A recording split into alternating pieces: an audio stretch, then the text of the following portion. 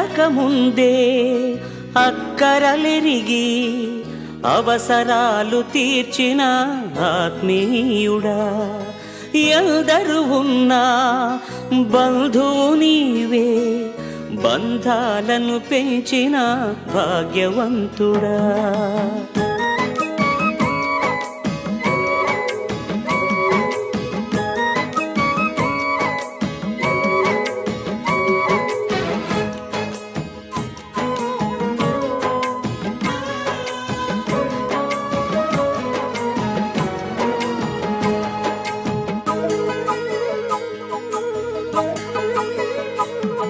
పదే పదే నేను పాడుకోనా ప్రతి చోట నీ మాట నా పాటగా, మరి మరి నేను చాటుకోనా మన